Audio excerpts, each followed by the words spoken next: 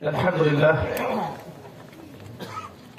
যাবতীয় প্রশংসা এবং গুণগান একমাত্র মহিয়ান ও গরিয়ান আল্লাহ সুবহানাহু ওয়া তাআলার জন্য, যে আল্লাহ রাব্বুল আলামিন নাযিল করেছেন মহাবিশ্বের মহাবিশ্বয় মহাগ্রন্থ আল কোরআনুল কারীম।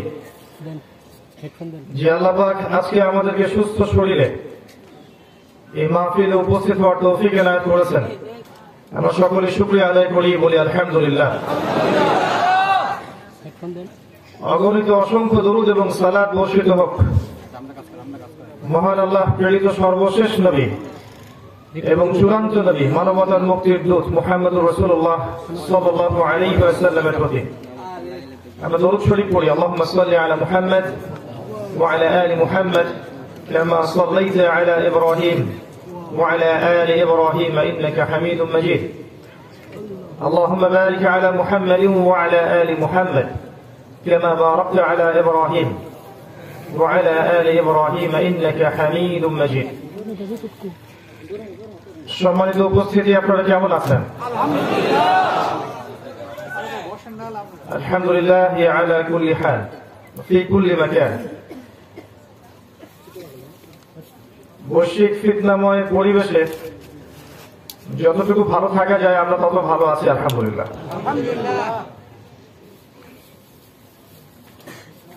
ব্যক্তি জীবন থেকে শুরু করে পরিবার, সমাজ ও বিশ্ব, প্রত্যেকটা সেক্টরের মধ্যে দেখবেন যে আমরা এখন ফিতনাময় একটা পরিবেশে বাস করছি। চতুর্দিকে ফিতনা, ধর্মের মধ্যে ফিতনা, অধর্মে ফিতনা, পরিবারে ফিতনা, ধর্ম নেতাদের মধ্যে ফিতনা, অর্থনীতিতে ফিতনা, সামাজিক মূল্যবোধে ফিতনা, সংস্কৃতির মধ্যে ফিতনা। পুরো বৈশ্বিক প্রেক্ষাপট এখন ফিতনাময়। এই ফিতনাময় পরিবেশ চিনতে হলে প্রথমত আপনার প্রয়োজন হৃদয়ের চোখ, হৃদয়ের কান এবং আপনার কলব, মৃত অন্তর, এটাকে জীবিত করতে হবে। এক চোখ দিয়ে আপনি এখন বিশ্বকে ডিল করতে পারবেন না। যারা বাহ্যিক দৃষ্টি দিয়ে সবকিছু বিবেচনা করে তারা কখনো প্রকৃত সত্যের সন্ধান পাবে না। শুধুমাত্র বাহ্যিক দৃষ্টিভঙ্গি দিয়ে যদি আপনি পরিবেশ পরিস্থিতিকে বিবেচনা করেন তাহলে কখনো সত্যের ধার কাছেও যেতে পারবেন না। দুটো দৃষ্টিভঙ্গির দরকার, বাহ্যিক এবং অভ্যন্তরীণ। আর এই দুটোর কথাই আল্লাহ পাক কোরআনে বলেছেন। কোথায় বলেছেন? এই গল্পটা থেকে শুরু করছে। নবী মুসা আলাইহিস সালাম তার কথা গত লেকচারে শুনলেন, বিগত বক্তার লেকচারে শুনেছেন, বনু ইসরাইলের কথা শুনেছেন না? নবী মুসা আলাইহিস সালাম একবার একটা লেকচার দিচ্ছেন, খুতবা দিচ্ছেন, ভাষণ দিচ্ছেন। ভাষণটা অত্যন্ত চমৎকার ছিল। লেকচারটা শুনে জনগণের মধ্যে একজন দাঁড়িয়ে বললেন যে আপনার লেকচার প্রচন্ড ভালো হয়েছে, অত্যন্ত সুন্দর হয়েছে, আপনি কি পৃথিবীর সবচেয়ে জ্ঞানী মানুষ? নবী মুসা আলাইহিস সালাম বললেন, আমার জানা মতে আমি পৃথিবীর সবচেয়ে জ্ঞানী মানুষ। কারণ তার কাছে আল্লাহর ওহী আসছিল। কি আসছিল? ওহী মানে কি? প্রত্যাদেশ, আল্লাহ পাকের পক্ষ থেকে হেদায়েত, ওহী। আর এই বিষয়ে কোনো সন্দেহ রাখার প্রয়োজন নেই যে আল্লাহ পাকের ওহী হচ্ছে সত্য মিথ্যার চূড়ান্ত মানদণ্ড। সত্য মিথ্যার, ন্যায় অন্যায়ের, হক বাতিলের আল্লাহর ওহী ব্যতীত অন্য কোনো মানদণ্ড নেই। এটা আমার কথা নয়, এটা আল্লাহ পাক কোরআনে বলেছেন। সূরা কাহফ আয়াত নম্বর 29 আল্লাহ পাক বলেছেন, ওয়াকুলিল হাক্কু মির রাব্বিকুম। হক সেটাই, সত্য সেটাই যেটা তোমার রবের পক্ষ থেকে নাযিল হয়। ফামান শাআ ফালইউমিন, যার ইচ্ছা হয় সে যেন বিশ্বাস করে। ওয়ামান শাআ ফালইয়াকফুর, যার ইচ্ছা হয় সে যেন অস্বীকার করে। আল্লাহ পাক ফোর্স করবেন না। লা ইকরাহা ফিদ-দীন, দ্বীনে কোনো জবরদস্তি নেই, আল্লাহ পাক ফোর্স করবেন না। কিন্তু ওয়ামান শাআ ফালইয়াকফুর, যার ইচ্ছা হয় সে অস্বীকার করুক, কিন্তু জেনে রাখুক ইন্না আ'তাদনা লিয-যালিমিনা নারান, আমি জালেমদের জন্য আগুন প্রস্তুত করে রেখেছি। আল্লাহ পাক ফোর্স করবেন না আপনাকে। ওয়া হাদাইনাহুন নাজদাইন, আমি দুটো পথ দেখিয়েছি, ভালো মন্দ, ন্যায় অন্যায়, সত্য মিথ্যা। আল্লাহ পাক ফোর্স করবেন না। ইম্মা শাকিরা ওয়া ইম্মা কাফুরা, ইচ্ছা হলে কৃতজ্ঞ হও, ইচ্ছা হলে অকৃতজ্ঞ হও। তো এই সূরার মধ্যে আল্লাহ পাক বলেছেন ওয়াকুলিল হাক্কু মির রাব্বিকুম, হক তোমার রবের পক্ষ থেকে আসে। তো নবী মুসা আলাইহিস সালামের কাছে আল্লাহর পক্ষ থেকে হক এসেছিল, কোনো সন্দেহ নেই। যখন তাওরাত নাজিল হয়েছিল তখন তাওরাতই ছিল সত্য মিথ্যার একমাত্র মানদণ্ড, আর কোনো মানদণ্ড ছিল না। যখন জাবুর নাজিল হয়েছে তখন জাবুরই ছিল সত্য মিথ্যা ন্যায় অন্যায়ের একমাত্র মানদণ্ড, অন্য কোনো মানদণ্ড ছিল না। ঠিক তেমনি ভাবে যখন ইনজিল নাজিল হয়েছিল নবী ঈসা আলাইহিস সালামের প্রতি, ইনজিল ছিল তৎকালীন সময়ের জন্য সেই টাইম ফ্রেমের মধ্যে সত্য মিথ্যার একমাত্র মানদণ্ড, আর কোনো মানদণ্ড ছিল না। ঠিক এভাবেই যখন থেকে কোরআন নাজিল হয়েছে এবং তার ব্যাখ্যা সুন্নাহ নাজিল হয়েছে, এখান থেকে শুরু করে কিয়ামত পর্যন্ত ন্যায় অন্যায়, হক বাতিল, সত্য মিথ্যার দ্বিতীয় কোনো মানদণ্ড নেই। এ বিষয়ে যদি বিশ্বাস করতে কারো সমস্যা হয় তাহলে তাকে আরো একবার আশহাদু আল্লা ইলাহা ইল্লাল্লাহ ওয়া আশহাদু আন্না মুহাম্মাদার রাসূলুল্লাহ এই কালিমা পড়ে মুসলিম হতে হবে, কারণ ইসলামের লিস্ট থেকে তার নাম কাটা পড়ে গেছে। আমার কথা কি বোঝা যায়? আমি একটু সুর দিতে পারবো না আপনাদেরকে, অবশ্য আর দিতে গেলে বিকৃত শোনাবে, শুনতে ভালো লাগবে না। আমি একটা হিসেব করছিলাম মনে মনে বাংলাদেশের ওয়াজ মাহফিলের ট্রেন্ড গুলোকে দেখে। সাধারণত যেটা হয় যে একটা লেকচার দেওয়ার জন্য একজন বক্তাকে 30,000, 40,000, 50,000 টাকা দেয়া হয় সাধারণত। তো যদি সে 1 ঘন্টা কথা বলে এবং সে যদি 7,000 টাকা বাজেট নেয়, প্রত্যেক মিনিটের বিনিময়ে সে 1,000 টাকা বাজেট করছে। বাংলাদেশের মানুষের মাথা পিছু আয় কত? একটা লেকচার দিয়ে আপনি 7,000 টাকা পাচ্ছেন, তাহলে 1 মিনিটে আপনি 1,000 টাকা করে পাচ্ছেন। তাহলে 1,000 টাকার মতো দামি কথা তো মানুষকে শোনাতে হবে, তাই না? নাকি হয়তো গল্প, কেচ্ছা কাহিনী বলে সময় পার করবো? সমস্যা উভয় মহলেই আছে। আমি ওয়াজ মাহফিলের মানুষ ছিলাম না, এখনো না, আমি শুধু আমার সামান্য কিছু জ্ঞান শেয়ার করার চেষ্টা করছি। এখানে এসে আমি দেখলাম যে আমাদের যে খুলুসিয়াত, নিয়াতের বিশুদ্ধতা, তাকওয়া, আল্লাহ ভীতি, এই বিষয়গুলোর মধ্যে চরম রকমের ঘাটতি আছে। যারা বলছি তাদেরও, যারা শুনছি তাদেরও। অভিজ্ঞতা এমন কিছু অর্জিত হয়েছে যেগুলো শেয়ার করলে আসলে আমাদের নিজেদের দুর্বলতা প্রকাশ করা হবে, এই জন্য আমি শেয়ার করতে চাচ্ছি না। একটা কথা মনে রাখবেন, প্রচুর ওয়াজ মাহফিল হচ্ছে সারা বাংলাদেশে এবং হয়। আপনি আলটিমেট রেজাল্টটার দিকে দেখবেন যে আসলে আলটিমেট রেজাল্টটা কি হচ্ছে। এক রাতের মাহফিলের নাম দ্বীন ইসলাম নয়, আপনাকে 365 দিন আল্লাহ এবং তার রাসূলের আনুগত্য করতে হবে, এর নাম দ্বীন ইসলাম। আজকে সারা রাত ওয়াজ করলে আপনারা সারা রাত শুনবেন, আমি জানি, এর নাম দ্বীন ইসলাম নয়। দ্বীনের নাম হচ্ছে ওই ফজরের নামাজে জামাতে যেতে পেরেছেন কিনা। নামাজ পড়ছেন, শুধু নামাজ পড়েই যাচ্ছেন, এটাই দ্বীনের সবকিছু নয়। আপনি কোন রিজিক খেয়ে নামাজ পড়ছেন, রিজিকের মধ্যে সুদ, ঘুষ, দুর্নীতি, করাপশন, আত্মসাতের টাকা আছে কিনা, এর নাম দ্বীন ইসলাম। আপনি দান সাদাকা করছেন মসজিদের জন্য, মাদ্রাসার জন্য, এতটুকুর নাম দ্বীন নয়। আপনার উপর যাকাত ফরজ হয়েছে, এটা দিচ্ছেন কিনা, এর নাম দ্বীন। দ্বীন শুধুমাত্র শোডাউনের নাম নয়। জনবলকে দিয়ে শোডাউন করা, টাকা পয়সার ফুলছড়ি ঘোরানো, নারায়ে তাকবীর, আল্লাহু আকবার স্লোগান তোলা, কাউকে উস্কে দেয়া, কোন সংগঠনের জনবলকে দিয়ে অন্যদের কাছে একটা শোডাউন করা, এইসবের নাম দ্বীন নয়। শেকড় থেকে আপনাকে দ্বীনের জন্য কাজ করতে হবে। শেকড়টা কি জানেন? শেকড়টা হচ্ছে ইলম, মানে জ্ঞান। আমরা এখন পর্যন্ত একটা কনস্ট্রাক্টেড সিলেবাসে পড়াশোনা করতে পারিনি। একজন এমপি সাহেব, তিনি এমন যোগ্যতা অর্জন করবেন যেন তিনি এই এলাকার সমস্ত মানুষের ইমামতি করতে পারেন, এটা ইসলাম। একজন ডক্টর, যিনি ডক্টর, তিনি চিকিৎসা শাস্ত্রে যেমন পারদর্শী হবেন, ইসলামের বেসিক ফান্ডামেন্টাল সম্পর্কে নলেজ রাখবেন, তার নাম দিন ইসলাম। একজন আলেম, যিনি একজন আলেমে দিন, যার কাছে কোরআন এবং সুন্নাহর জ্ঞান আছে, কোরআন সুন্নাহকে দিয়ে সে বিশ্ব সমাজ রাজনীতি অর্থনীতিকে ডিল করবে, এর নাম দিন ইসলাম। ইসলাম আর অন্য 10টা ধর্মের মধ্যে পার্থক্য আছে। ইসলাম শুধু একটা কৃষ্টি কালচার, পরকালমুখী চেতনার নাম নয়।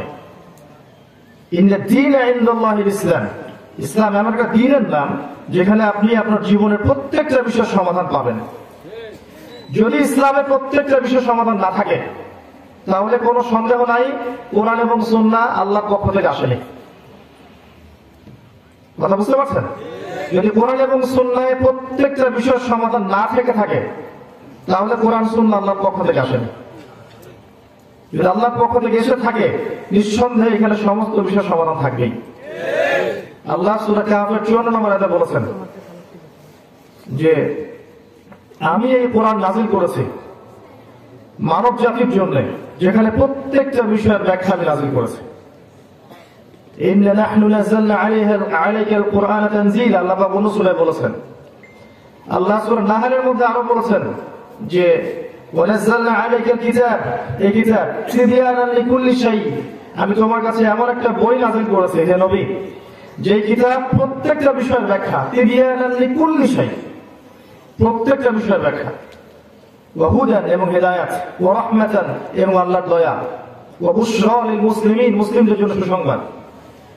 এই কনসেপ্টটা কতজন বিশ্বাস করে যে কোরআন এবং সুন্নাহয় প্রত্যেকটা বিষয়ের সমাধান আছে? আমরা বিশ্বাস করি না সবাই, আসলে এটা সত্য কথা নয়, আমরা সবাই বিশ্বাস করি না। আবার অনেক সময় দেখা যায় আমরা বিশ্বাস করি ঠিকই, কিন্তু আমল করতে পারি না, সেটা আরেকটা ইস্যু। আমল করতে না পারলে হয়তো আল্লাহ মাফ করে দিবেন, দেশের দুনিয়ার কারণেই হোক, পারিপার্শ্বিক চাপের কারণেই হোক, বিভিন্ন কারণে সে আমল করতে পারেনি, কিন্তু তার আকীদা ছিল, বিশ্বাস ছিল যে কোরআন এবং সুন্নাহই চূড়ান্ত, এর বাইরে হকের কোনো মানদণ্ড নেই। এখানেই আল্লাহ পাক প্রত্যেকটা বিষয়ের সমাধান নাযিল করেছেন। এর নাম দ্বীন, জীবন ব্যবস্থা। ইন্না দ্বীনা ইনদাল্লাহিল ইসলাম। রিলিজিয়ন অন্য জিনিস, ধর্ম, কৃষ্টি কালচার, এনিয়ে বিনিয়ে আপনি আল্লাহকে, ভগবানকে, আপনার গডকে যে নামে আপনি ডাকেন, এনিয়ে বিনিয়ে তাকে আপনি সন্তুষ্ট করবেন, ওটা অন্য জিনিস, এটা অন্য একটা জিনিস। দ্বীন হচ্ছে একটা কোড অফ লাইফ, যেখানে আপনি জীবনে প্রত্যেকটা বিষয়ের সমাধান পাবেন। কিভাবে ইবাদত বন্দেগী করতে হয়, এই বিষয়গুলো কোরআন সুন্নাহয় নেই। কিভাবে নামাজ পড়বেন, রোজা রাখবেন, হজ করবেন, যাকাত দিবেন, প্রতিবেশীর সাথে মেলামেশা করবেন, সামাজিক মানুষ হয়ে বসবাস করবেন, এগুলো কোরআন সুন্নাহর মধ্যে নেই। কিভাবে আপনি ব্যবসা করবেন, বাণিজ্য করবেন, কোনটা হালাল, কোনটা হারাম, কোনটা জায়েজ, কোনটা নাজায়েজ, কোরআন সুন্নাহয় নেই। কিভাবে আপনি ওয়ার্ল্ড অ্যাফেয়ার্স কে ডিল করবেন, এগুলো কোরআন সুন্নাহর মধ্যে নেই। আল্লাহ যদি বলে থাকেন তিবিয়ানান লিকুল্লি শাই, প্রত্যেকটা বিষয়ের ব্যাখ্যা, তাহলে এগুলো থাকতেই হবে। আর যদি না থাকে তাহলে দুটো ব্যাপার হতে পারে। একটা হচ্ছে, এক নাম্বার, হয় আমি আমার অজ্ঞতা বশত খুঁজে পাইনি, হয় আমি আমার অজ্ঞতা বশত খুঁজে পাইনি এর হেদায়েতের আলো, এটা একটা কারণ হতে পারে। তার কাছে জ্ঞান নাই, এটা হতে পারে। আরেকটা কারণ হতে পারে হঠকারিতা, জানি কিন্তু মানবো না। আমি জানি কোরআন সুন্নাহয় সবকিছু আছে, বাট আমি মানবো না। এই বিষয়গুলো বলতে গিয়ে কথাটা আসলো যে কনস্ট্রাকটিভ কাজ নেই আমাদের মাঝে, কনস্ট্রাকটিভ সিলেবাসে পড়াশোনা নেই। সিলেবাসটা এমন হওয়া উচিত ছিল মাদ্রাসা শিক্ষা ব্যবস্থাতেও এবং জেনারেল লাইনেও।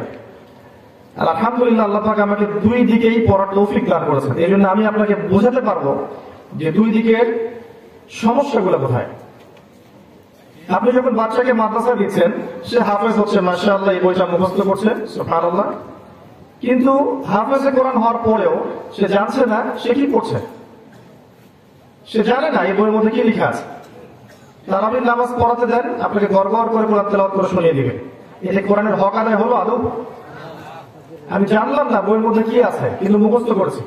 শেক্সপিয়ার একটা বই আছে, আমরা পড়েছিলাম, দি মার্চেন্ট অফ ভেনিস, নাম শুনেছেন কিনা আপনারা? দি মার্চেন্ট অফ ভেনিস বইটার মধ্যে শেক্সপিয়ার তুলে ধরেছেন যে পশ্চিমা সভ্যতা সুদ ভিত্তিক অর্থনীতির ধারক এবং বাহক, উনি তুলে ধরেছেন। উনি একজন অমুসলিম হয়ে তিনি তুলে ধরেছেন। শেক্সপিয়ারের এই বইটা যদি আপনি ইংরেজি মুখস্থ করেন কিন্তু এর অর্থ না জানেন, আপনি কি বুঝতে পারেন বিষয়টা কি? আমাদের শ্রদ্ধেয় সাবেক এমপি সাহেব যে কথাটা বলেছেন, আমি ওদিকে আসবো ইনশাল্লাহ। কেন সলাৎ পড়ে আমি বুঝতে পারি না? সলাতে আপনি কি পড়ছেন আপনি তো জানেন না। আপনি সলাতে কি পড়ছেন, রুকুতে কি পড়ছেন, তাসবিহে কি বলছেন, তাশাহুদের অর্থ কি, দরুদের অর্থ কি, দোয়া মাসুরে কি পড়ছেন, যদি আমি একটা কথা বলি তার অর্থ নিজেই না বুঝি, আমার কি সলাতে মনোযোগ থাকবে? আদৌ কখনো থাকবে না। তো এই যে বাচ্চাকে দিয়েছেন মাদ্রাসায়, হাফেজ বানিয়েছেন, মাশাআল্লাহ 30 পারা মুখস্থ জানে, কিন্তু কোরআনের একটা সেন্টেন্সের অর্থ সে বলতে পারবে না। এটা কি কোরআনের হকাটা হয়েছে? তাহলে সিলেবাসের মধ্যে অবশ্যই থাকা উচিত কোরআন পড়বে, কোরআন হিফজ করবে, একই সাথে সে এর অনুবাদও জানবে। আচ্ছা, অনুবাদ জানার পরে তাকে আরবি ভাষা শিখতে হবে। যেহেতু অ্যারাবিক ল্যাঙ্গুয়েজ না জানলে আপনি কোরআনের ভাষাটা না বুঝলে কোরআন বুঝতে পারবেন না। ওই শেক্সপিয়ারের সেই বইটা যদি আপনি বাংলায় অনুবাদ করে পড়েন, তাহলে কি মূল ভাবটা বুঝতে পারবেন?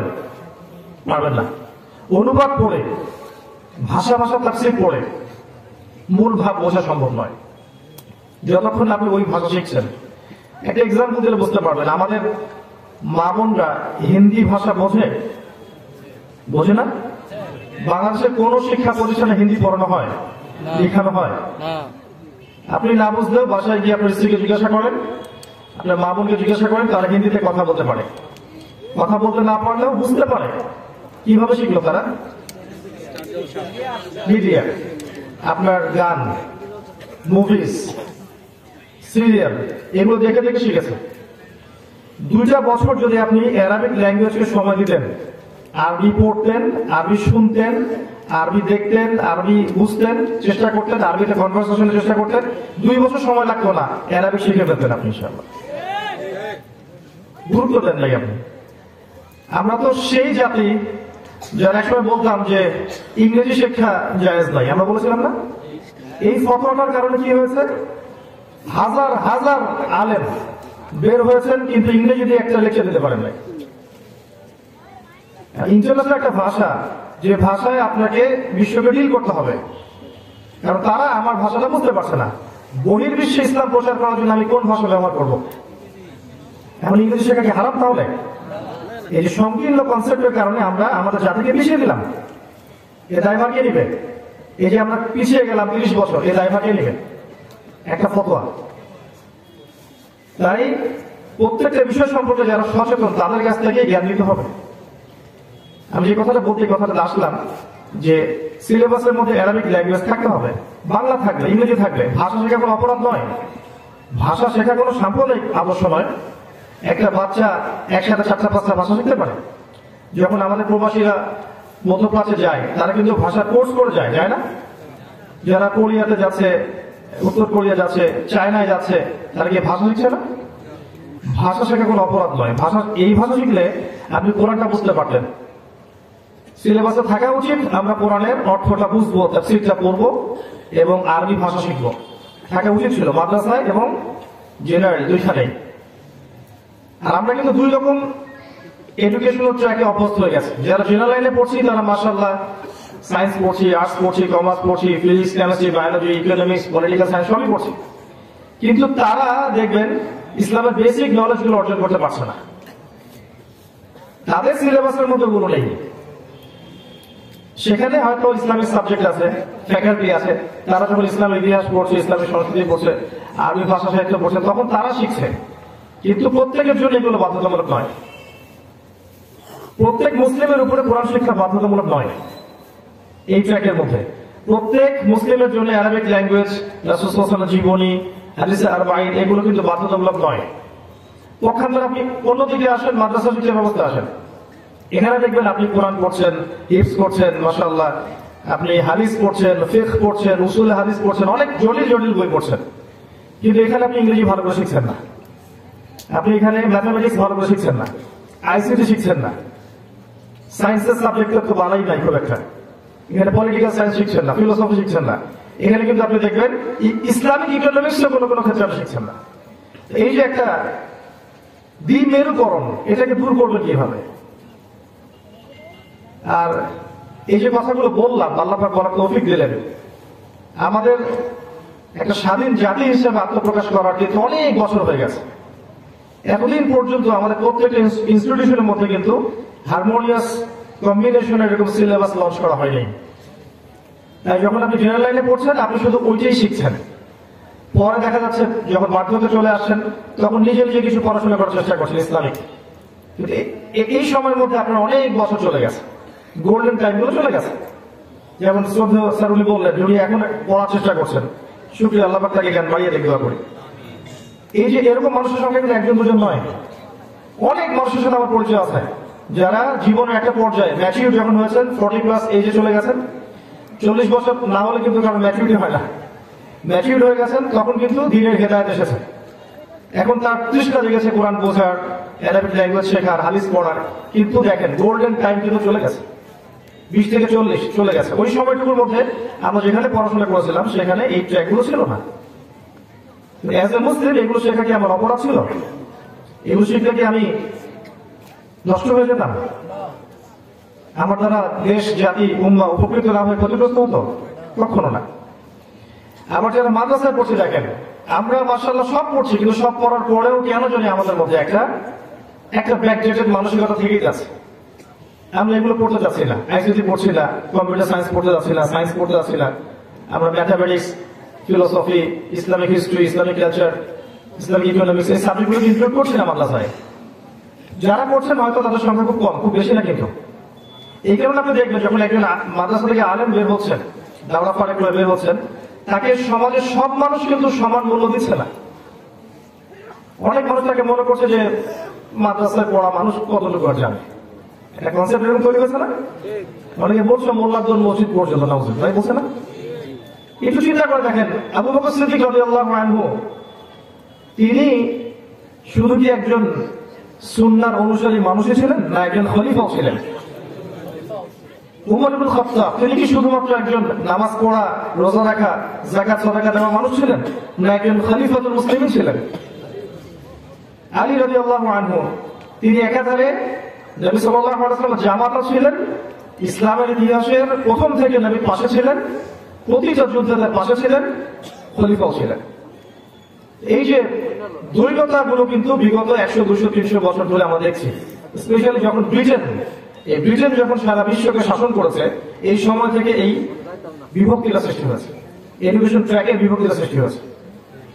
একটা কথা আমি বলে দিই যে ব্রিটেনের এই সারা বিশ্বের রুলিংটা এটা এমনি হয়নি, এর পিছনে একটা মাস্টার মাইন্ড কাজ করেছে। এটা রহস্যজনক বিষয় একটা।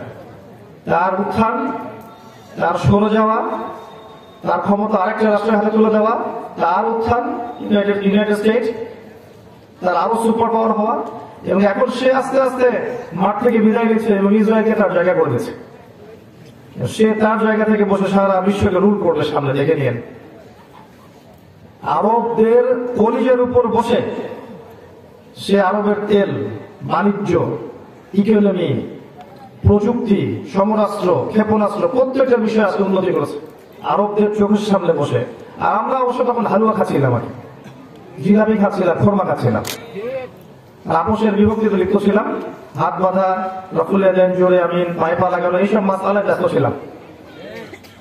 এই ফাঁকে ইসরায়েল রুলিং স্টেট হয়ে গেছে, সামনে দেখেন বড় কি করে। তবে একটা বিষয় আমি এনশিওর করতে চাই, আমি স্ক্যাটোলজির ছাত্র হিসাবে শেষ জামানার হাদিসগুলো গবেষণা করেছি আমি আমার সাধ্য মতো। আমার মত, আল্লাহ রাব্বুল আলামিন মুসা আলাইহিস সালাম এবং বনু ইসরাঈলকে যে বাঁচিয়েছিলেন, সমস্ত ফেরাউনের দলবল এবং ফেরাউনকে লোহিত সাগরে আল্লাহ একত্রিত করেছেন, করেন নাই? একত্রিত করে ডুবিয়ে দিয়েছেন। আল্লাহকে একত্রিত করেছেন, তারপর ডুবিয়ে দিয়েছেন। আল্লাহ ওদেরকে একত্রিত করেছেন ওখানে ডোবানোর জন্য। তাদের জুলুমের অবসান হবে ইনশাআল্লাহ। যাই হোক, এই ট্র্যাকটাকে পরিবর্তন করতে চেষ্টা করুন, শেকড় থেকে কাজ করুন।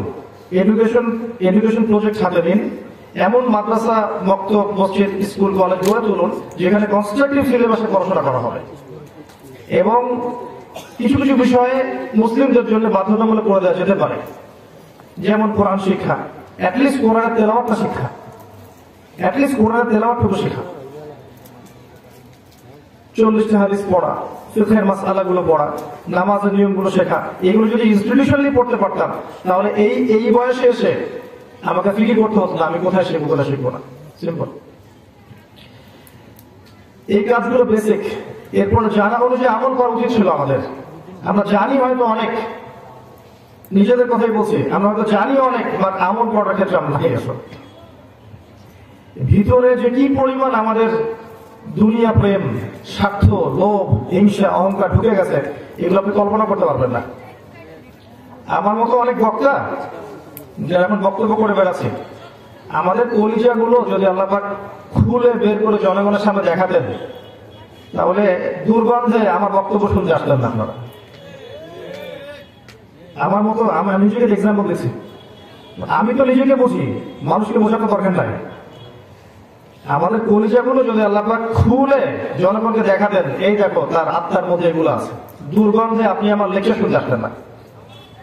ভিতরে এত দুনিয়া প্রেম আছে, এত টাকার মোহ আছে, খ্যাতির মোহ আছে, পোস্টার একটা নাম তুলতে হবে, মানুষ আমার সাথে সেলফি তুলবে, হ্যাঁ, কত চাওয়া আমাদের। হিসেবে একটু গন্ডগোল হলে স্টেজে উঠবো না, ক্যান্সেল, অনেক ব্যাপার আছে। আমি সব বলতে চাচ্ছি না, হয়তো শুনলে ভালো লাগবে না অনেকের, তবে আমি খুব ব্যথিত এই অবস্থাগুলো দেখে। এই হয়তোবা এই কারণেই আমাদের খুলুসিয়াত না থাকার কারণেই হয়তোবা আমাদের হাতে কোরআন সুন্নাহ থাকার পরেও আমরা কোরআন সুন্নাহকে দিয়ে বিশ্বকে চ্যালেঞ্জ করতে পারিনি আজ পর্যন্ত, খুলুসিয়াতের অভাবে। আবার সবসময় জনগণও যে সুবিধা তা নয়, অনেক সময় দেখা যায় জনগণও মাশাআল্লাহ মাহফিল অ্যারেঞ্জ করছেন কোনো কিছুর উদ্যোগে, হিউজ অ্যামাউন্ট অফ টাকা কালেকশন করেছে, বড় একজন বক্তাকে ডাক দিল, ডাক দিয়ে বক্তাকে সামান্য কিছু গাড়ি ভাড়া দিয়ে বিদায় করে বাকি টাকা আত্মসাৎ করে শেষ করে দেন। এমন ঘটনা আছে। আবার দেখা যাচ্ছে একজন বক্তা আরেকজনকে ঠিক করবে, আমি এগুলো জানতাম না, বুঝতাম না, এখন বুঝতে শিখছি। একজন বক্তা আরেকজনকে ঠিক করবে, প্রথম বক্তা জানে না যে দ্বিতীয় বক্তা তাকে ঠিক করেছে, দ্বিতীয় বক্তা কমিটির কাছ থেকে নিয়েছে 50 আর প্রথম বক্তাকে বুঝিয়ে দিয়েছে 30, বাকি 20 তার পকেটে। আপনারা জানেন না যে কি হচ্ছে। ইসলাম নিয়ে আমরা যা করছি এটা হচ্ছে আল্লাহ পাকের গজব, যে কোরআন সুন্নাহ হাতে আছে আমরা তারপরও শোষিত, আমরা শাসকের আসলে নই, আমরা কোরআন সুন্নাহ থাকার পরও দাসত্বের মধ্যে আছে। আল্লাহর গজব এটা আমি মনে করি। খুলুসিয়াত নিয়ে আসেন, আল্লাহর জন্য কাজ করেন, আল্লাহর জন্য মানুষকে বলেন, আল্লাহর জন্য আল্লাহর কত সময় দেন, সৎ কাজের আদেশ করেন, অসৎ কাজে নিষেধ করেন।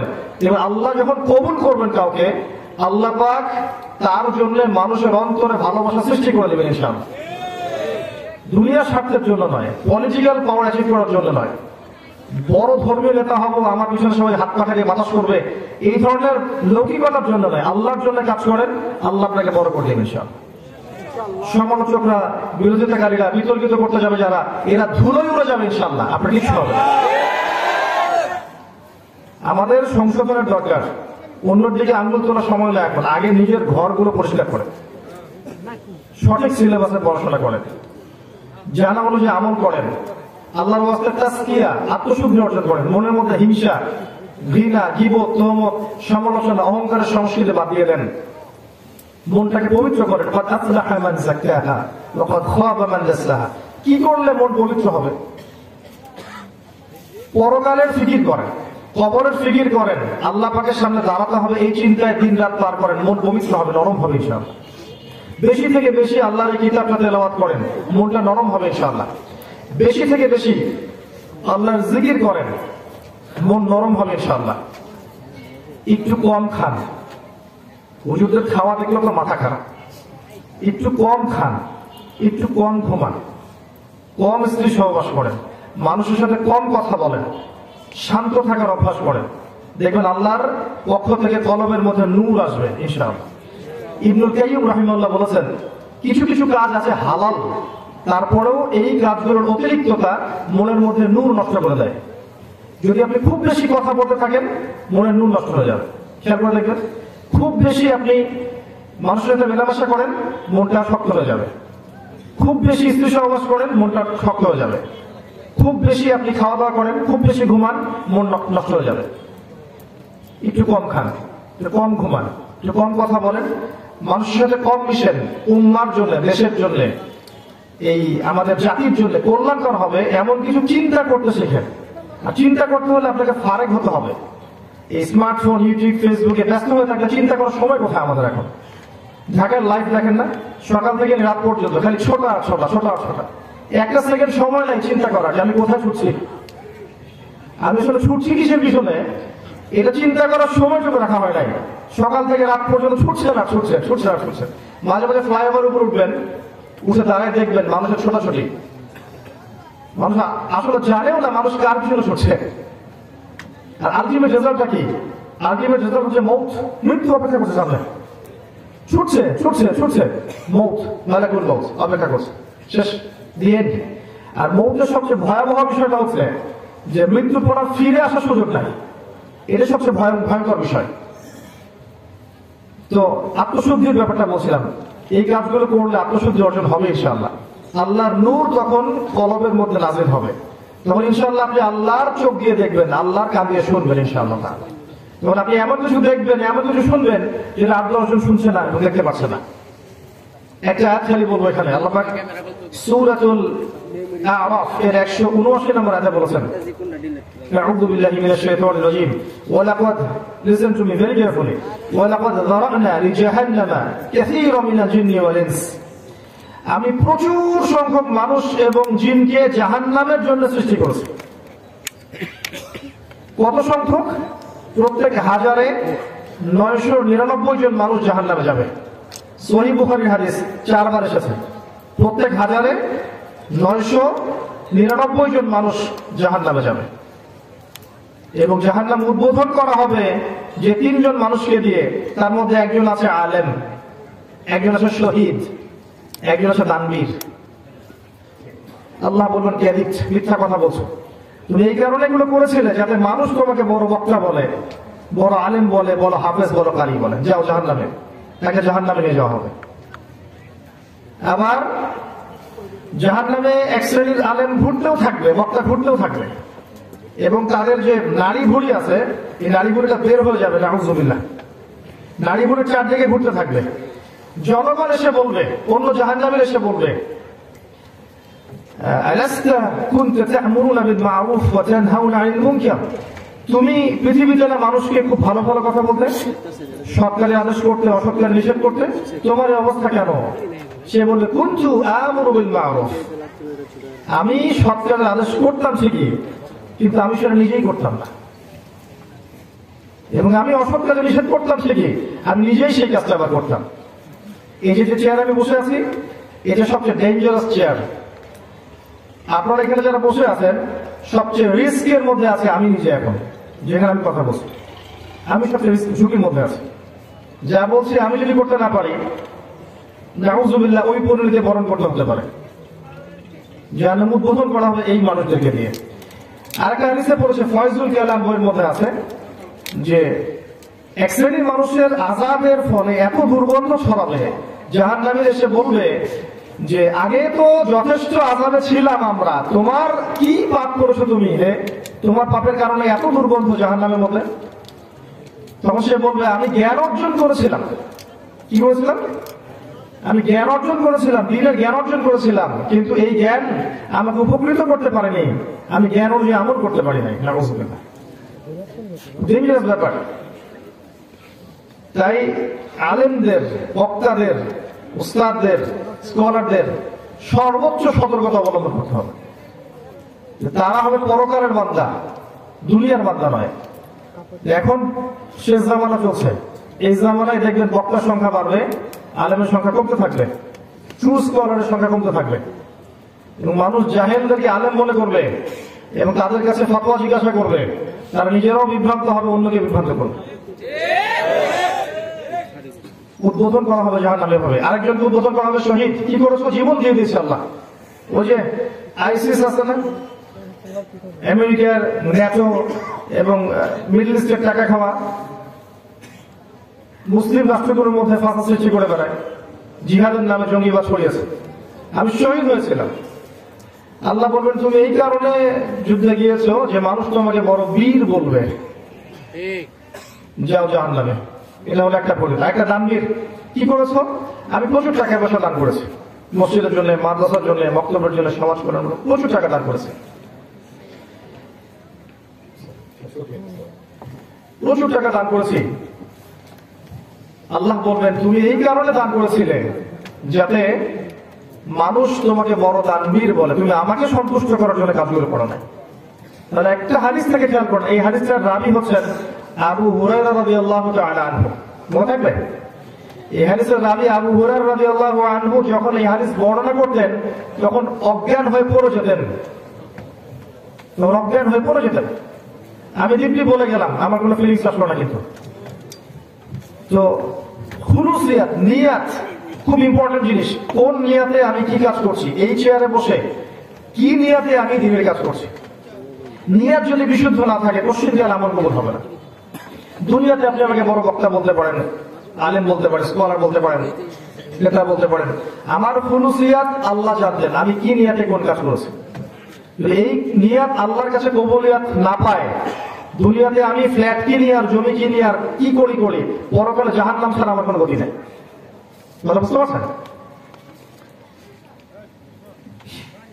তাজকিয়ার কথা বলতে গিয়ে কথাগুলো আসলো। আত্মশুদ্ধি অর্জন করতে হবে, কনস্ট্রাকটিভ সিলেবাসে পড়তে হবে, জানা অনুযায়ী আমল করার চেষ্টা করতে হবে। এবং জানা অনুযায়ী আমল করার সবচেয়ে বেস্ট অপশন হচ্ছে রাসূলুল্লাহ সাল্লাল্লাহু আলাইহি ওয়াসাল্লামের সুন্নাহ মাফিক জীবনযাপন করা। 24 ঘন্টা সুন্নাহগুলো ফলো করেন, জানা অনুযায়ী আমল হয়ে যাবে ইনশাআল্লাহ। এবং তাজকিয়া, আত্মশুদ্ধি অর্জন করেন, তাহলে আল্লাহর নূর আপনার কলবে আসবে, আপনি আল্লাহর নূর দিয়ে দেখবেন। ওই আয়াতটা বলছিলাম যে আমি প্রচুর সংখ্যক জিন আর মানুষকে জাহান্নামের জন্য সৃষ্টি করেছি, 1999 জন।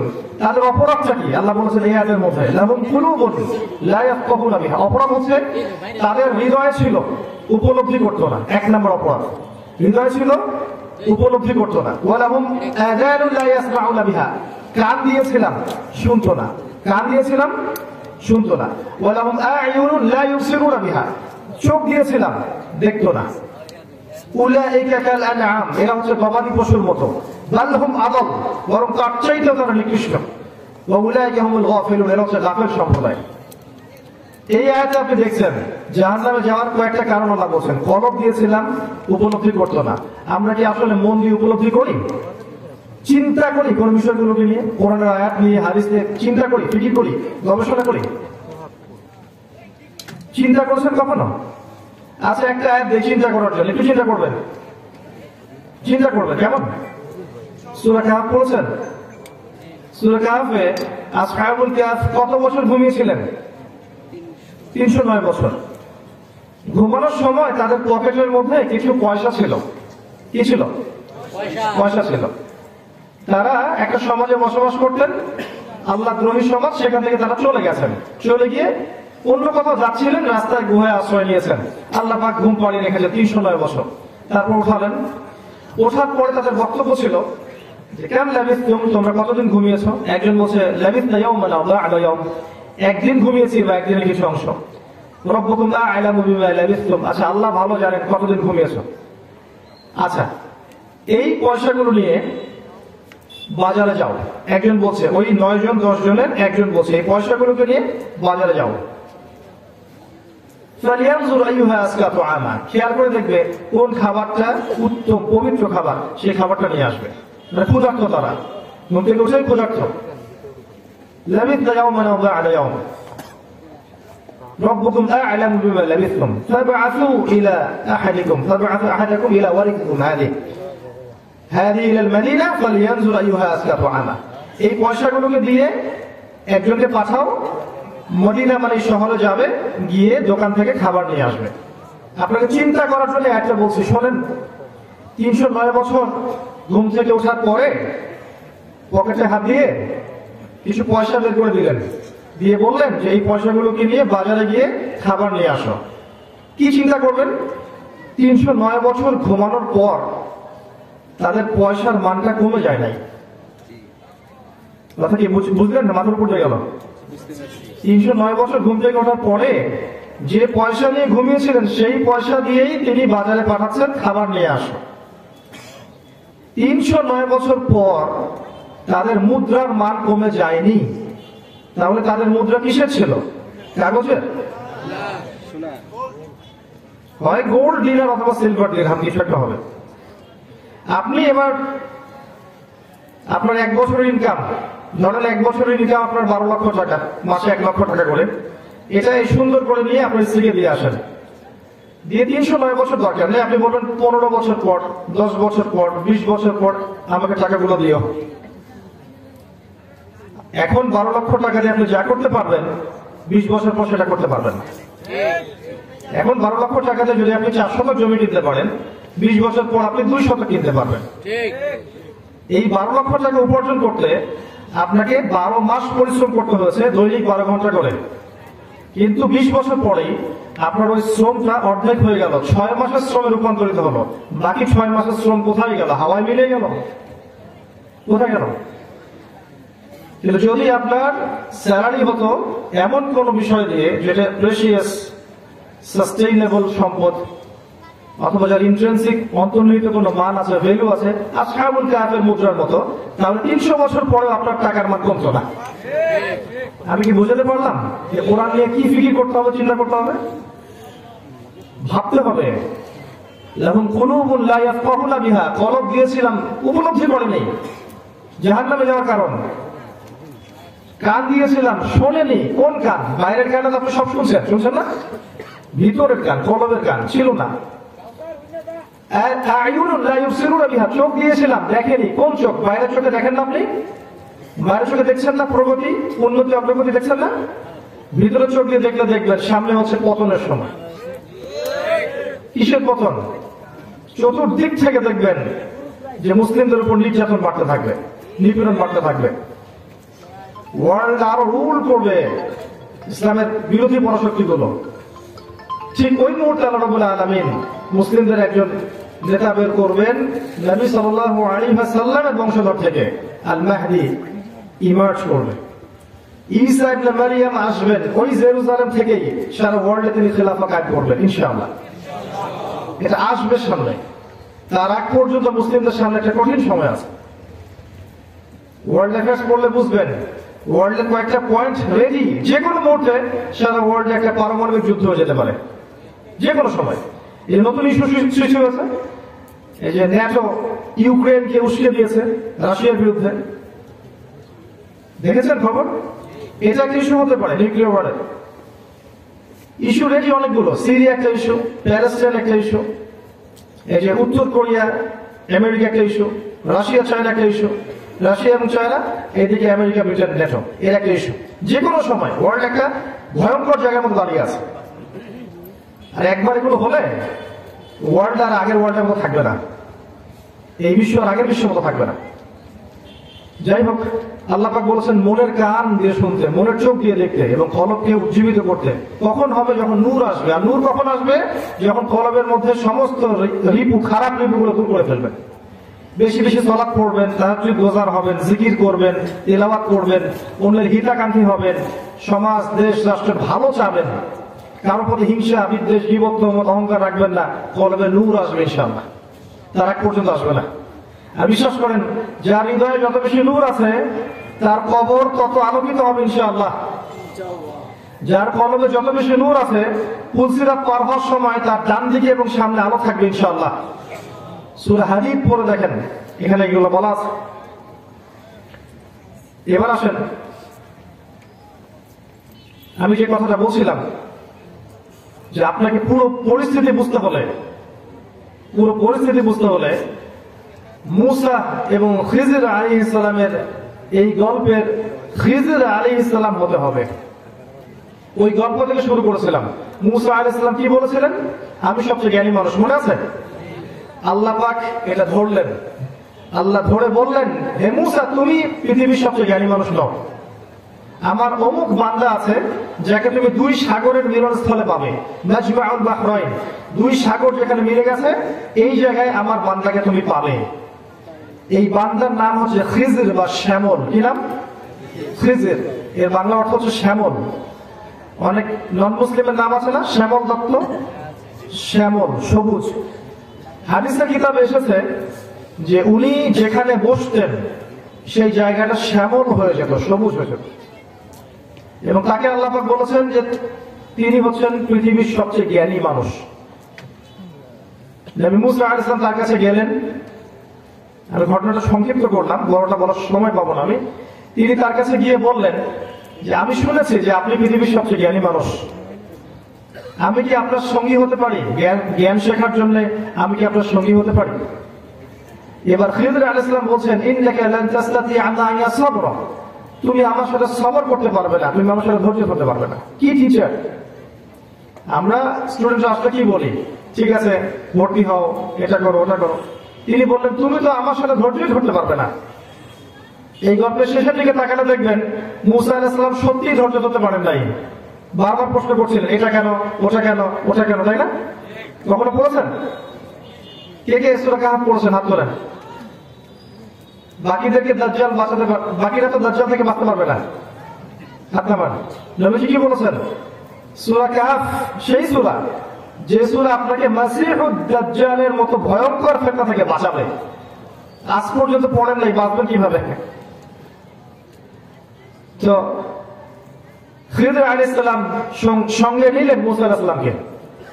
এবার যাত্রা হচ্ছে ফান্তালাফা, তারা হাঁটছেন হাঁটছেন হাঁটছেন, নৌকায় উঠলেন নদী পার হওয়ার জন্য।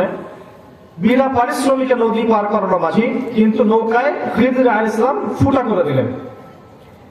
এবার মুসা আলাইহিস সালাম জিজ্ঞাসা করলেন যে লাকাদ, আপনি কি করলেন? যারা আমাদেরকে বিনা পারিশ্রমিকে নদী পার করালো, আপনি ওদের নৌকা ফুটা করে দিলেন, আপনি তো অন্য একটা কাজ করলেন। তখন খিদর আলাইহিস সালাম বললেন যে আমি কি তোমাকে বলিনি তুমি আমার সাথে ধৈর্য ধরতে পারবে না? নবী মুসা আলাইহিস সালাম অ্যাপোলোজাইজ করলেন, বললেন আমি ভুল হয়ে গেছে, লা তুআখিযনি বিমা নাসিত, আমি যেটা ভুলে গেছি এই জন্য আমাকে ধরেন না, চলেন আবার যাই সামনে। আবার সামনে গেলেন, বাচ্চা, একটা ছোট্ট বাচ্চা, বাচ্চাকে হত্যা করে ফেললেন খিদর আলাইহিস সালাম। শিশু মার্ডার, বিশাল অপরাধ। অপরাধটা মনে করি নেই, মুসা আলাইহিস সালামও কিন্তু মার্ডার কেসের আসামি, মনে আছে? ওই যে বনু ইসরাইল একটা ঘুষি দিয়ে মেরে ফেলেছিলেন না, উনি মারতে চাননি, মরে গেছেন। যাই হোক, মুসা আলাইহিস সালামের গায়ে অনেক শক্তি ছিল, প্রচন্ড শক্তিশালী ছিলেন তিনি, এবং অনেক ব্যক্তিত্ব পরায়ণ ছিলেন, খুবই ব্যক্তিত্ব পরায়ণ ছিলেন। তো তিনি দেখছেন বাচ্চাকে মার্ডার করা হচ্ছে, তিনি তো আর থাকতে পারলেন না। আপনি এমন একটা প্রাণকে হত্যা করলেন, নিষ্পাপ প্রাণ, আপনি তো একটা নেহায়েত অন্যায় কাজ করলেন।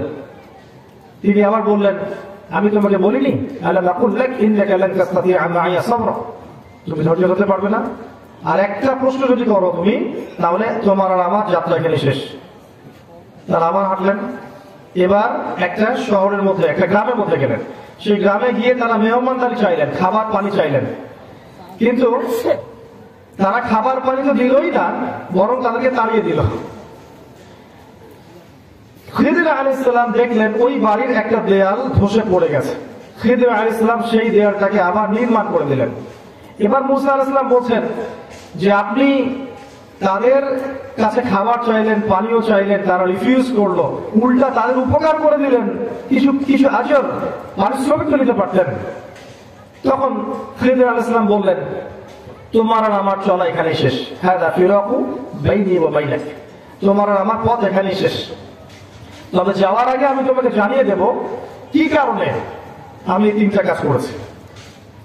প্রথম যে নৌকা আমি ফুটা করেছিলাম, এই কারণে করেছি যে ওই নৌকার পিছনে জলদস্যুদের একটা নৌকা ছিল, যদি দেখতো এই নৌকাটা ত্রুটি মুক্ত, কোনো ত্রুটি নাই, চকচকা ঝকঝকা নৌকা, তারা হাইজ্যাক করতো, ছিনতাই করতো। এই কারণে আমি এটা ফুটা করে দিয়েছি।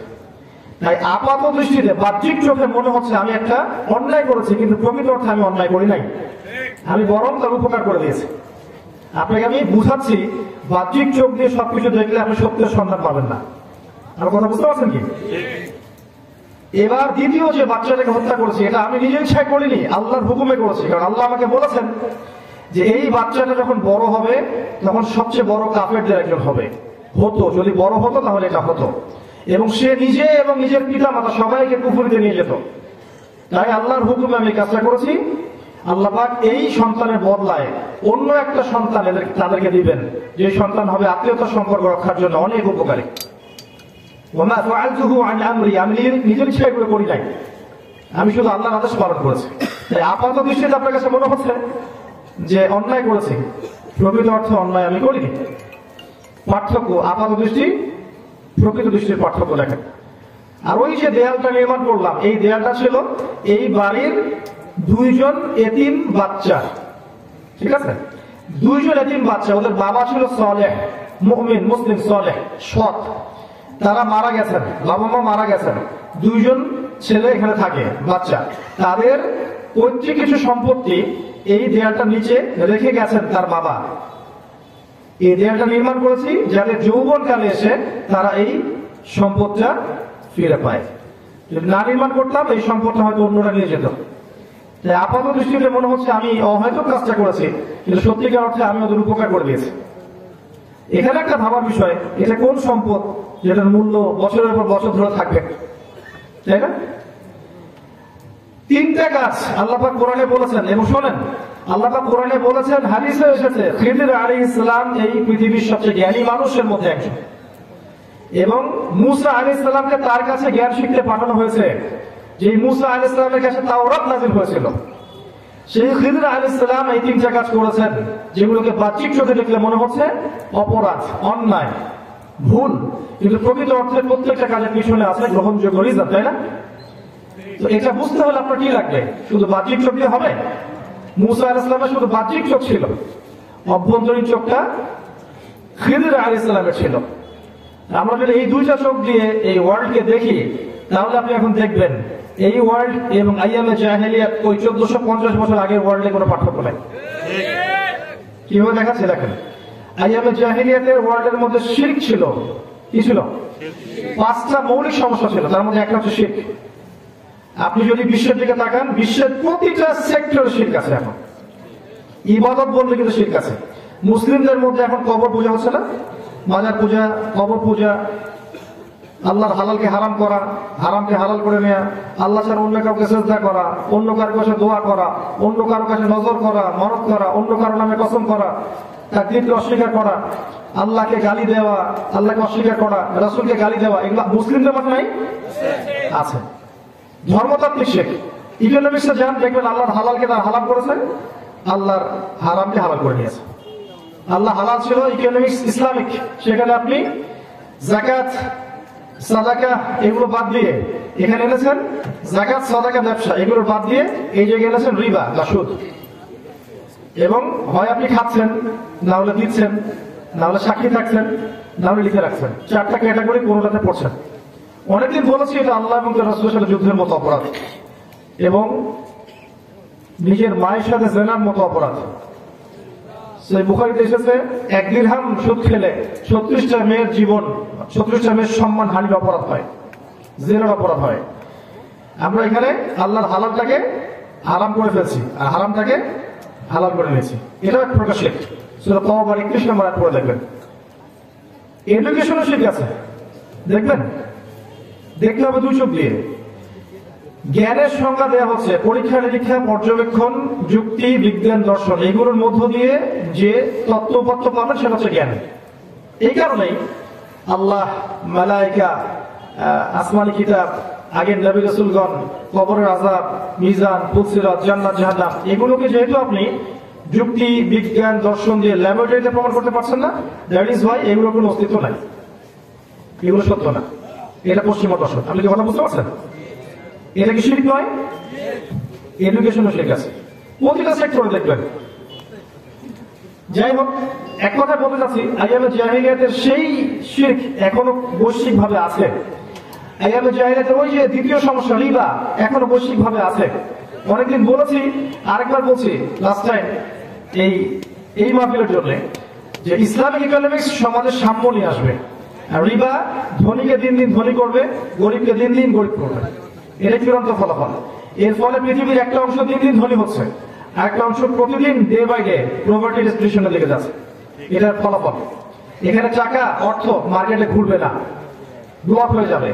ইসলামিক ইকোনমিক্সে মার্কেটে টাকা সার্কুলেট করতে থাকবে। অবশ্য এটা নিয়ে অন্যদিন কথা হবে ইনশাআল্লাহ। রিবা ওই যুগে ছিল, এই যুগে তো শুধু আছেই, বরং গ্লোবালাইজেশন হয়েছে, সারা ওয়ার্ল্ড জুড়ে এখন রিবা। ওই যুগে 3 নম্বর সমস্যা ছিল মাদক দ্রব্য। এখনকার তরুণ প্রজন্মের দিকে তাকাবেন, দেখবেন মাদক দ্রব্যের 6 লাভ দিয়ে পড়ছে। সিগারেট থেকে শুরু করে আস্তে আস্তে গাঁজা, তারপর যে ফেন্সিডিল, অ্যালকোহল, যে বারে যাবে, জুয়া খেলবে, এই যে ক্যাসিনো, টিকটক, পর্নোগ্রাফি, এগুলো সমস্ত বিষয়ের মধ্যে লিপ্ত হয়ে যাবে। মূল বিষয়টা মাদকের কারণে ওদের সত্য মিথ্যা নির্ণয় করার ব্যালেন্সটা নষ্ট হয়ে গেছে, মাথার বিবেকটা নষ্ট হয়ে গেছে।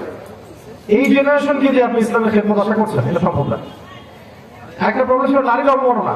ওই যুগে নারীকে চরম রকম অবমাননা করা হতো। এখন দেখবেন ফ্রি মিক্সিং এর নামে, ফ্যামিলিস্ট রেভলিউশনের নামে, ঠিক আছে, বেপর্দা বেহায়াপনার নামে, উন্নতি অগ্রগতির নামে মেয়েদেরকে খোলামেলা আজকে বাজার ঘাটে প্রদর্শনী করানো হচ্ছে। শেষ করছি আমি আমার বক্তব্য শেষের দিকে চলে আসি। এই প্রবলেমটা এখনো আছে। ফ্রি মিক্সিং এর নামে আমরা জেনা করছি। আপনি দিন দিন দেখবেন পর্নোগ্রাফি বাড়ছে, জেনা বাড়ছে, ধর্ষণ বাড়ছে, আপনার পরকীয়া বাড়ছে, বিবাহ বিচ্ছেদ বাড়ছে, ডিভোর্স বাড়ছে, পারিবারিক কাঠামো ভেঙে যাচ্ছে। নারী পুরুষের জায়গায় চলে আসে, পুরুষ নারীর জায়গায় চলে আসে, জিন্স এবং গেঞ্জির প্রজন্ম চলছে দেখলেন। আপনার ঢাকার মানুষ, এগুলো তো বোঝানোর প্রয়োজন নাই। এই সমস্যাগুলো তখনও ছিল, এখনো আছে। আরেকটা হচ্ছে অভ্যন্তরীণ গোত্রীয় হানাহানি ছিল। এটা দেখবেন এখন ওয়ার্ল্ড ওয়াইড এই গোত্রীয় হানাহানিটা বৈশ্বায়ন হয়েছে। এই যে জাহিলি যুগের সুন্নাহগুলা, এগুলা এই যুগের মতো আছে। শেষ কথা হচ্ছে যে ওই জাহেলি যুগের অবস্থাটাকে নবী সাল্লাল্লাহু আলাইহি ওয়াসাল্লাম 23 বছরের মধ্যে পরিবর্তন করেছেন, করেন নাই? 23 বছর পরের মক্কায় কোন শিরক আছে, কোন সুদ আছে, কোন আপনার মাদক আছে, নারীর অবমাননা আছে, গোত্রীয় হানাহানি আছে? কিচ্ছু নাই। কি করলেন 23 বছর নবী সাল্লাল্লাহু আলাইহি ওয়াসাল্লাম? 6টা কাজ। কয়টা কাজ? 6টা। 1 নাম্বার, তারা কোরআন পড়েছেন, সবাইকে শিখিয়েছেন। 1 নাম্বার। আমরাও যদি কোরআন পড়ি এবং সবাইকে শেখাই, ইনশাআল্লাহ অন্ধকার দূর হয়ে আলো আসবে ইনশাআল্লাহ। 2 নাম্বার, তারা কোরআনের শুধু তোতা পাখির মতো পড়তেন না, অর্থটাকে বুঝতেন, অ্যাবজর্ব করতেন। আমরা যদি কোরআনের অর্থ বুঝি, তরজমা তাফসীর বুঝি এবং এর ভাষা বুঝি, ইনশাআল্লাহ অন্ধকার চলে যাবে, আলো আসবে ইনশাআল্লাহ। 3 নাম্বার, তারা কোরআনের সমস্ত আদেশ মেনে চলেছেন। নামাজ, রোজা, হজ, যাকাত থেকে শুরু করে সব আদেশ নবী সাল্লাল্লাহু আলাইহি ওয়াসাল্লাম, সাহাবায়ে কেরাম মেনে চলেছেন না? আমরা যদি এখনো মানি, সে আল্লাহ এখনো আছেন, সেই কিতাব এখনো আছে, সেই নবীর সুন্নাহ এখনো আছে, ইনশাআল্লাহ দেখবেন আলো আসবে ইনশাআল্লাহ, অন্ধকার চলে যাবে ইনশাআল্লাহ। 4 নাম্বার, কোরআনের যত নিষেধ ছিল সমস্ত নিষেধ তারা ছেড়ে দিয়েছেন। শুধু আদেশ মেনেছেন, নিষেধ মানে নাই এমন নয়। তারা নামাজ পড়তেন, সুদ খেতেন এমন নয়, রোজা রাখতেন, ঘুষ খেতেন এমন নয়, দান সাদাকা করতেন, এদিকে যাকাত দিতেন না, এমন ছিলেন না। তারা আদেশও ফলো করতেন, নিষেধ কি করতেন? ছেড়ে দিতেন। এই নিষেধগুলো যদি বর্জন করতে পারি, শিরক ছাড়তে পারি, বেদাত ছাড়তে পারি, হারাম ছাড়তে পারি, সুদ ঘুষ জেনা ব্যভিচার ছাড়তে পারি, অন্ধকার চলে যাবে ইনশাআল্লাহ, আলো আসবে ইনশাআল্লাহ। 5 নাম্বার, তারা কোরআনের দাওয়াত মানুষের কাছে পৌঁছাতেন। কোরআনের দাওয়াত মানুষের কাছে পৌঁছাতেন। আমরা তো দাওয়াতে কাজ করতে চাই না এখন। এখানে আমরা বিভিন্ন দলে উপদলে বিভক্ত, এই দল সহিহ, ওই দল জয়ীফ, এই দল সঠিক, এই দল বাতিল, এগুলোতে পড়ে আছি আমরা এখন পর্যন্ত সমস্ত মুসলিমকে, আমাদের রাষ্ট্র থেকে নিয়ে ব্যক্তি পর্যন্ত সমস্ত মুসলিমদেরকে আমরা ভাই মনে করতে পারছি না। এই সমস্যাটার কারণে আমরা সবার শুভাকাঙ্ক্ষী হতে পারছি না। সবার ভালোটুকু নেন, খারাপটুকু ছেড়ে দেন। সবার ভালোটুকু নেন, খারাপটা ছেড়ে দেন। দেখবেন মন থেকে সবাইকে ভাই মনে করলে ইউনাইটেড মুসলিম প্ল্যাটফর্ম গড়ে উঠবে ইনশাআল্লাহ। দেখবেন ইনশাআল্লাহ এই কোরআনের তিলাওয়াত, এর হিফজ, এর অনুবাদ, এর আদেশ মানা, নিষেধ বর্জন করা, এর দাওয়াত প্রচার করা, এর মধ্য দিয়ে ইনশাআল্লাহ দেখবেন আজ না হোক কাল না হোক, আজ থেকে 100 বছর পরে হলেও দেখবেন এমন একটা প্রজন্ম গড়ে উঠবে ইনশাআল্লাহ, যেই প্রজন্ম আল্লাহর জন্য বাঁচবে, আল্লাহর জন্য মরবে ইনশাআল্লাহ। যেই প্রজন্মের হাতে আল্লাহ পাক ইনশাআল্লাহ ইসলামের বিজয়ের পতাকা দিবেন ইনশাআল্লাহ। ইনশাআল্লাহ যেই প্রজন্ম সমাজ থেকে অন্ধকার দূর করে ফেলবে, সমাজে আলো জ্বালাবে, ইনশাআল্লাহ তারা আল্লাহর জমিন, আল্লাহর দিন কায়েম করে ছাড়বে ইনশাআল্লাহ। আল্লাহ পাক আমাদের সবাইকে পবিত্র কোরআনুল কারীমের হকগুলো আদায় করার তৌফিক দান করুন। আমাদের বাহ্যিক চোখ, অভ্যন্তর চোখ খুলে দিন। আল্লাহ পাক আমাদের খিজির আলাইহিস সালামের মতো জ্ঞান অর্জন করার তৌফিক দান করুন। প্রত্যেকটি সিলেবাসে পড়াশোনা করার তৌফিক দান করুন। জানা অনুযায়ী আমল করার তৌফিক দান করুন। আত্মশুদ্ধি অর্জনের তৌফিক দান করুন। আল্লাহ পাক আমাদের ঊর্ধ্বতন কর্তৃপক্ষ থেকে শুরু করে রুট লেভেল পর্যন্ত সমস্ত মানুষকে হেদায়েত দান করুন। সবার গুনাহগুলো আল্লাহ মাফ করে দিন, সবার অসুস্থতা আল্লাহ দূর করে দিন, মৃত মানুষদেরকে আল্লাহ মাফ করে দিন। আমিন। أقول قولي هذا أستغفر لي ولكم ولسائر المسلمين. بارك الله لنا ولكم بالآية الحكيم. إنه تعالى جواد كريم ورؤوف رحيم. سبحانك اللهم وبحمدك أشهد أن لا إله إلا أنت أستغفرك وأتوب إليك. السلام عليكم ورحمة الله.